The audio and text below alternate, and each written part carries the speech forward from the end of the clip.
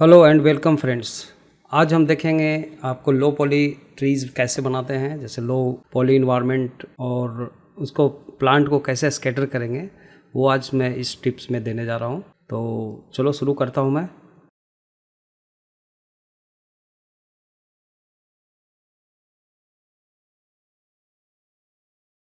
सबसे पहले हमने सीन को डिलीट किया, जो भी हमारे पास डिफ़ॉल्ट कैमरा और क्यूब होते हैं उसके हिसाब से।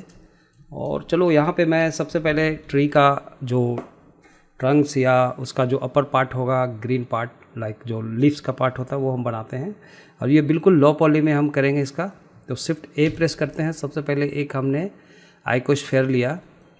आइकोस्फेयर लेने का मेन पर्पस ये होता है कि हमारा जो डिविजन्स है इसका, जो बहुत सब डिवाइड मिलता है, जो हम बहुत ही रेंडमली इसको एडिट कर सकते हैं। तो इसका सब डिवीजन लेवल को अगर मैं 2, 3 मान लो कर दिया, 4 कर दिया, कम से कम इतना। और ये करने के बाद आप टैप प्रेस करोगे तो आप देखोगे कुछ ऐसा आपका मिल रहा है, मेश फ्लो। ओके, तो आप सबसे पहले इसका आप एक काम करो, यहाँ पे एक सब डिवीजन भी ऐड कर लो ताकि और ज़्यादा हम इसको डिटेल दिखा सके। तो एक बार हमने ऐड मॉडिफायर किया। ऐड मॉडिफायर में हम जाते हैं generate then subdivision surface, और इसको एक सरफेस पे ही इसको मैं छोड़ देता हूँ कि ये सब डिवीज़न जितना हुआ है इसमें एक बार इसको अप्लाई कर देता हूँ मैं। तो इस प्रकार से हमारा सब डिवीज़न कुछ इतना हो जाता है, जिससे हम एक जैसा पैटर्न दिख रहा है उसके हिसाब से मैं इसको मॉडिफाई कर सकता हूँ। इसे मॉडिफाई करने के लिए बेटर होगा कि आप यहाँ से प्रोपोर्शनल एडिटिंग, जो हमने बेसिक टूल्स में बताया हुआ है ये चीज़, आप इससे पकड़ो और एक वर्टेक्स को, और प्रोपोर्शनल ऑन करने के लिए ओ प्रेस करते हो और ये प्रोपोर्शनल ऑन हो जाता है आपका एडिटिंग का टूल्स। और जी प्रेस करके हम जैसे जैसे इसको ड्रैग करता हूँ, मैं चाहता हूँ कि ट्री का थोड़ा सा शेप्स रैंडमली कुछ ऐसा रखना चाहता हूँ, फिर जी प्रेस करेंगे। इसको स्क्रॉल करने से आपका इसका इन्फ्लुएंस एरिया छोटा बड़ा होता है। और फिर से जी प्रेस करके इसको थोड़ा सा आप ऐसे ट्री का जैसे एक सपोर्ट लाइक आपको ऐसे एक शेप्स बना दो जो ओवरऑल शेप्स दिखेंगे। कुछ इस टाइप से मैं इसको मॉडिफिकेशन कर देता हूँ। तो जो भी है, आप ये बहुत ही रैंडम आपका यहाँ पे शेप्स होंगे इसके, तो आप इसको आप आराम से इसको अच्छे से आप कर लो। ओके, इसके बाद मैं इसको जितना सब डिवीजन हमने इसमें लगाया है उसके हिसाब से इस पर मैं आगे का फंक्शन करता हूँ। तो ऑल सेलेक्टेड, अगेन ए प्रेस करके, एस प्रेस करके थोड़ा सा हम साइज़ में बड़ा रख सकते हैं। जी प्रेस करके जेड एक्सिस पे, तो ट्री का कितना हाइट होगा उसके हिसाब से चलो मान के रखते हैं मैं, इतना बड़ा हमारा ट्री का ये होगा। अब इस ऐसा करने के बाद राइट क्लिक करके अब मैं आपको sub division, smooth sub division add कर दिया। अगेन मैं यहाँ पे ऐड मॉडिफाई करूँगा मॉडिफायर पैनल में जाके, और यहाँ से मैं चूज़ करूँगा अगेन एक डिस्प्लेसमेंट मॉडिफायर। तो वो हमें डिफॉर्म में मिलता है, डिफॉर्म में डिस्प्लेस मॉडिफायर है, इसको आप अप्लाई करो। इसमें आपको एक टेक्सचर लगाने की ज़रूरत पड़ती है, जो टेक्सचर हम यहाँ पे यूज़ करेंगे। तो आपको यहाँ पे न्यू पे क्लिक करना है। न्यू पे क्लिक करने के बाद आप देखोगे कि टेक्सचर मोड आपको इनेबल हो गया। टेक्सचर मोड में जाने के लिए आप यहाँ से जाओ और एक टेक्सचर यहाँ से हम इनेबल कर लेते हैं। टेक्सचर इनेबल करने के लिए जस्ट आप यहाँ पे क्लिक करो और यहाँ पे मैं चूज़ करूँगा क्लाउड। अभी हम देख रहे हैं कि डेंसिटी ज़्यादा है क्लाउड का, तो आप डेंसिटी को थोड़ा सा बड़ा कर लो साइज़ में, लाइक 1 और लमसम मैं रखता हूँ इसके हिसाब से। तो पूरा राउंड फिगर में 1 रख लो इसका। ये हो गया हमारा, यहाँ पे टेक्सचर लग गया एक। और अगेन हम जाएंगे मॉडिफायर में। अब उस टेक्सचर को यहाँ पे हमने जो अभी लिया है टेक्सचर, इसको यहाँ पे इंपोर्ट कर लेते हैं। तो आप देखोगे ये टेक्सचर आपका यहाँ पे डायरेक्ट डिस्प्लेसमेंट के साथ ऐड हो गया है। ओके, इसका स्ट्रेंथ अगर आप जितना रखना चाहते हो कम ज़्यादा, तो स्ट्रेंथ आप नेगेटिव पॉजिटिव, तो मैं स्ट्रेंथ इसका रख लेता हूँ 0.5, इतना इनफ होगा। और डिस्ट्रैक्टेड देखना है तो आप ज़्यादा ले सकते हो, तो लगभग मैं 1 ही रखता हूँ यहाँ पे। आपके केस में ये चेंज भी हो सकता है, क्योंकि आपका जो यूनिट सेटअप्स के ऊपर डिपेंड करता है जो आप देख रहे हो। इसके बाद हमारा ये काम, एक ये मेश हमने फॉर्म बना लिया। इसके अलावा भी अगर आप चाहते हो कि इसे आप अप्लाई कर दो, तो यह आप फिर से मॉडिफाई आप कर सकते हो। तो चलो बाकी का स्टेप्स मैं अगेन करूँगा। अगेन मैं इसका ट्रंक्स बनाऊँगा, ये तो लीफ का पार्ट हो जाता है।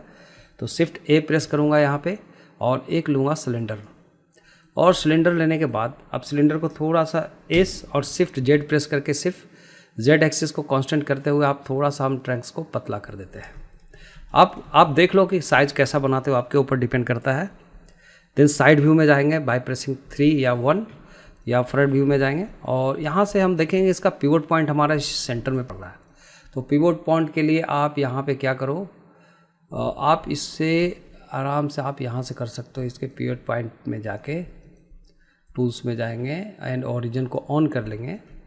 इसका शॉर्टकट है कंट्रोल प्लस ग्रेटर देन, लेकिन आप यहाँ से भी कर सकते हो, आपको इजी तरीका बता दिया। फिर हम जी प्रेस करते हैं, जी एंड जेड एक्सिस पे ऑब्जेक्ट को। तो आप देखोगे इसका जो पिवट पॉइंट है ऊपर नीचे हो रहा है। तो पिवट पॉइंट को मैं यहीं पे छोड़ दूंगा और टैब प्रेस करूंगा और ऑल सेलेक्टेड ये जो आपका सिलेंडर वाला पार्ट्स है जी प्रेस करेंगे और जेड एक्सिस पे इसको ऊपर थोड़ा सा ले जाएंगे जो यहाँ तक रहेगा। अगेन इतने करने के बाद आप यहाँ पे जाओ, 3 प्रेस करो, फेस सिलेक्शन करो टॉप का। देन अगेन आप साइड व्यू में जाओ एंड इसे करो ई प्रेस करके एक्सट्रूड करते हैं और एक्सट्रूड करके इसके इनसाइड ले आते हैं और एस प्रेस करके सेम सेलेक्टेड इसको स्लोप डाउन कर देते हैं। जैसे ट्री का ऊपर का फॉल ऑफ कम होगा।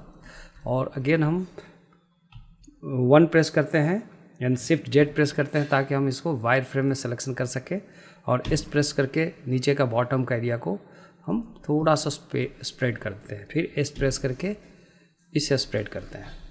तो हमारा कुछ ऐसा ट्रंक्स का एक शेप्स बेसिक शेप मिला। इसको और थोड़ा सा डिटेल डालने के लिए कंट्रोल आर प्रेस करो और 2-3 डिविजन्स आप इसमें स्क्रॉल करके 1 2 3 4 5 6 7 8 9 10 लगभग एक बार क्लिक कर दो, लेफ़्ट क्लिक, तो ये आपका यहाँ पे फिक्स हो जाएंगे। तो ऐसा हमने कुछ ट्रंक्स को ऐसे एस प्रेस करके थोड़ा सा बैलेंस कर लेंगे।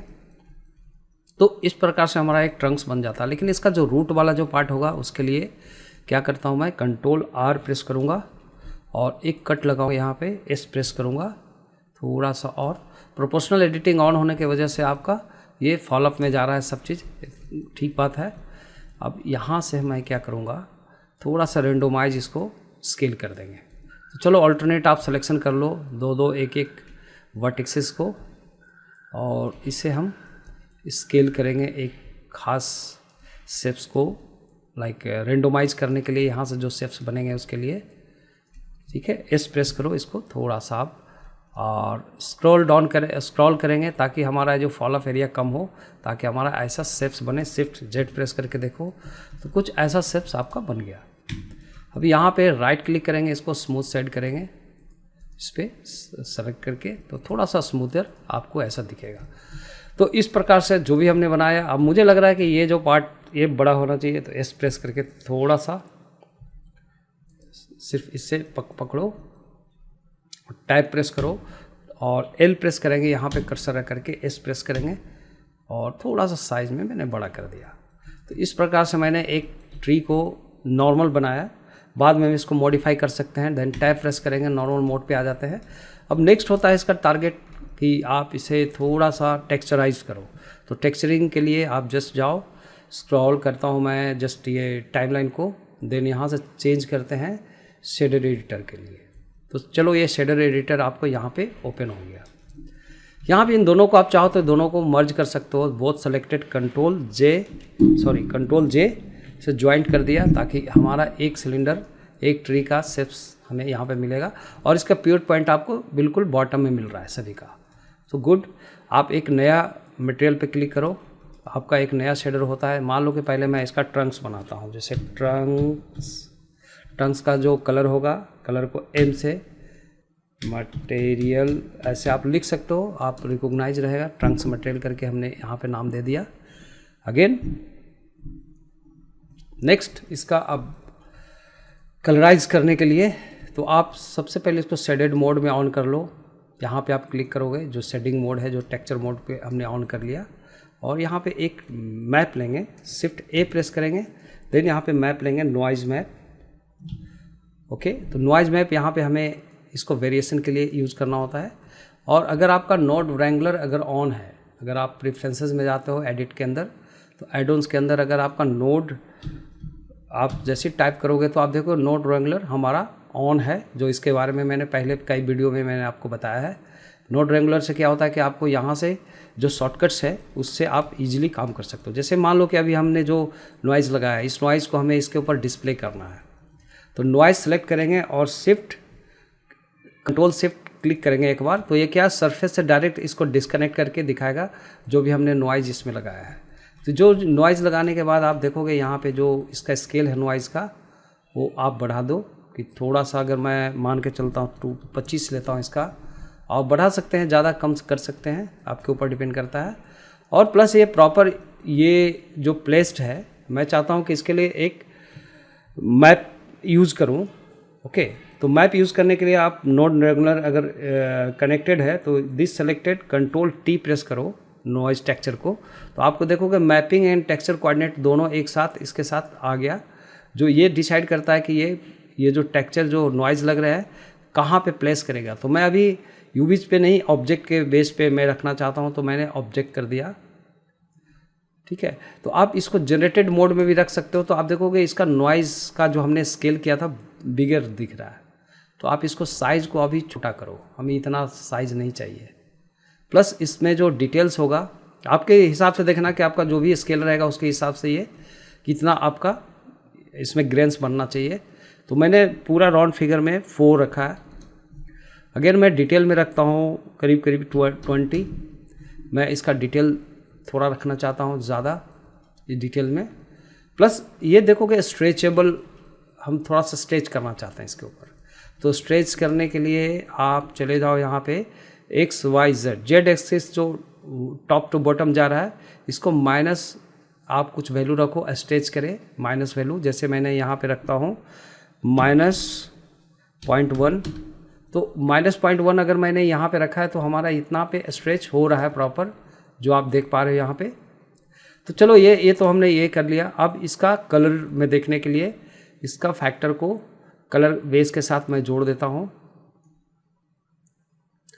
या आप इस पर क्लिक करो और फिर से आप कंट्रोल शिफ्ट क्लिक करके इस पर क्लिक करो, तो आप देखोगे अब इसके थ्रू आपका इस प्रिंसिपल शेडर के थ्रू आपका ये जा रहा है। आप मैनुअली भी इसको ऐसे कनेक्शन कर सकते हो।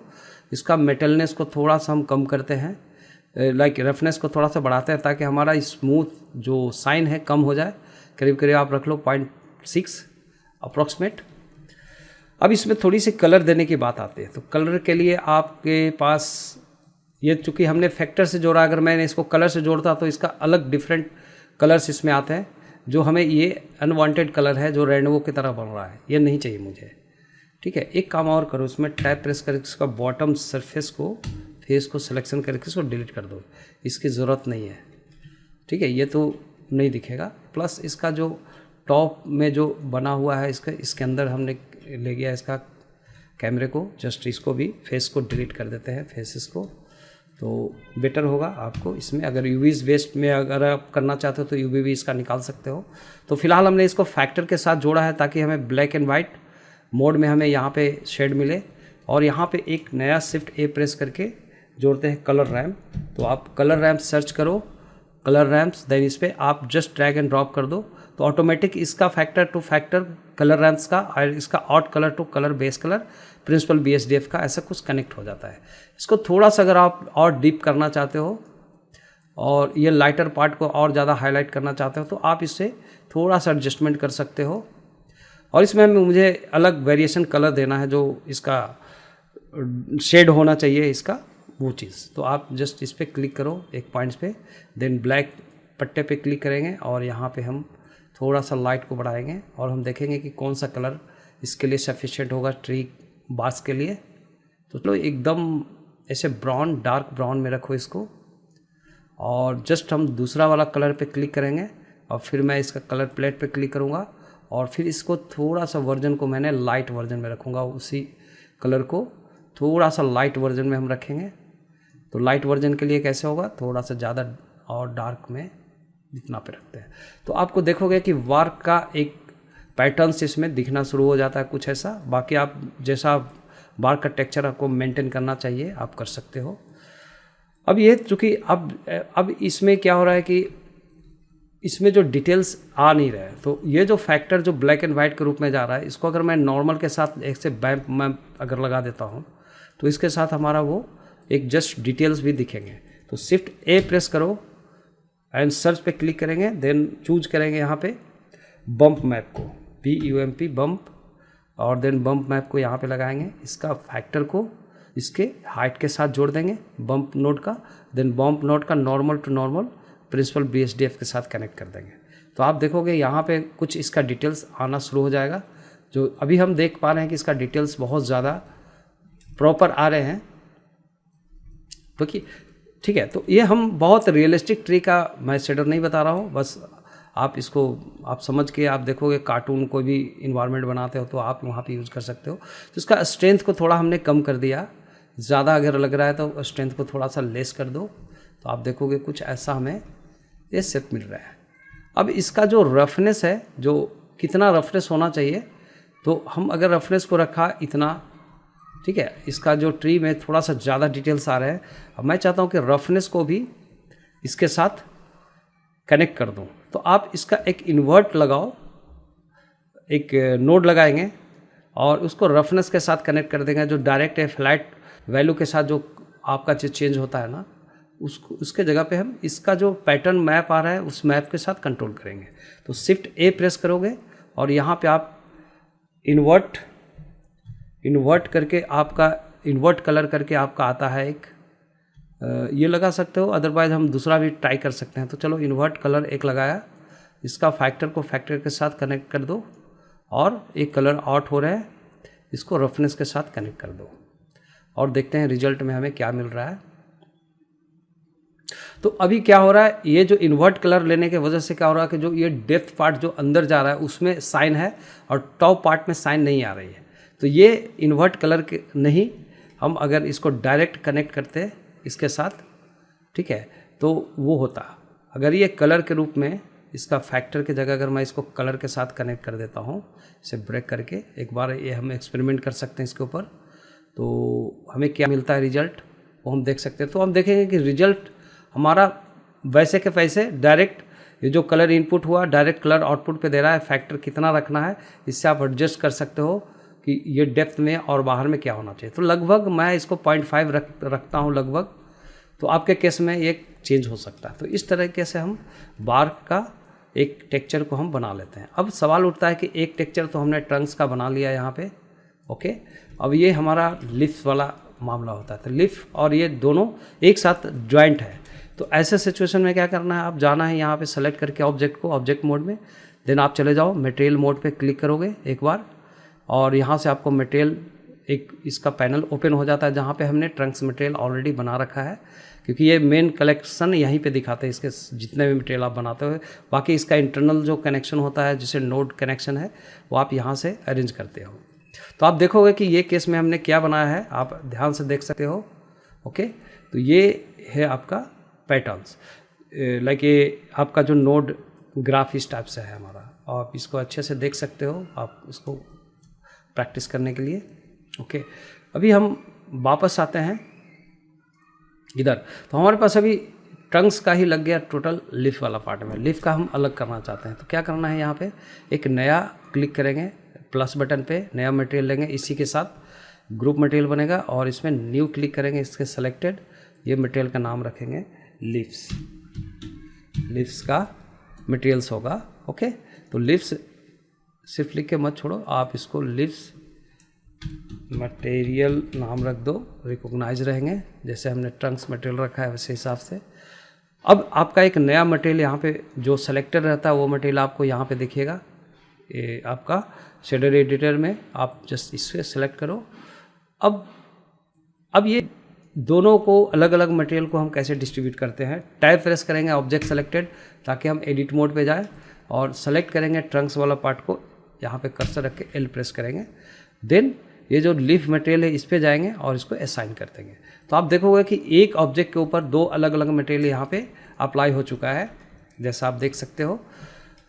अब इसके साथ सेम करेंगे, इसमें भी हमें थोड़ा सा टेक्सचर का वेरिएशन रिक्वायर्ड होगा, उसके हिसाब से मैं रखूँगा। तो यहाँ भी हम लेंगे शिफ्ट ए प्रेस करूँगा और यहाँ पे सर्च पे जाएंगे और यहाँ पे रखेंगे नॉइज़। तो नॉइज़ टेक्सचर हमें मिल गई। नॉइज़ टेक्सचर को आप डायरेक्ट यहाँ से फैक्टर टू बेस कलर में जोड़ दो, कुछ ऐसा,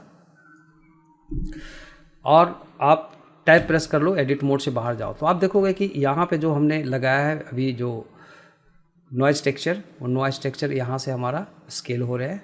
सो इट्स ओके। इसके साथ भी आप लगा दो this selected control T only click करो ताकि हम मैप और टेक्सचर कोऑर्डिनेट को ले आ सके। और यहाँ पे हम इसको रखेंगे वेक्टर को जनरेटेड रखने का मतलब होता है कि इसमें जो डिफॉर्मेशन चेंजेस आएगा तो इसका टेक्सचर डिफॉर्म उसके अकॉर्डिंगली होगा। इसमें हमने चेंज किया है। अभी इसका भी आप स्केल को ज़्यादा कम कर सकते हो, तो स्केल को मैंने थोड़ा सा कम किया है, करीब करीब मैं 15 रखता हूँ इसके केस में। डिटेल भी मैं रखूँगा इसमें 15 ओके। और रफनेस इट्स ओके, रफनेस को छोड़ दो।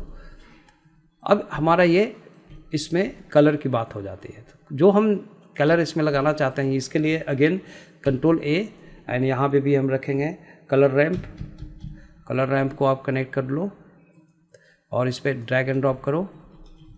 यहाँ पे जो कलर फर्स्ट कलर होगा उसका कलर अगर मैं रखता हूँ ग्रीन, लाइक डार्क ग्रीन, थोड़ा सा और डार्केस्ट कर दो इसको ग्रीन को, और यहाँ पे रखेंगे, क्लिक करेंगे इसके ऊपर, फिर इसके पैलेट पे जाएंगे, देन इसको लाइट ग्रीन में रखेंगे कुछ ऐसा, एंड इसको थोड़ा सा और शेड को डार्केस्ट कर देंगे। तो आप देखोगे इसमें कुछ वेरिएशन आपका टेक्सचर का आ रहे हैं।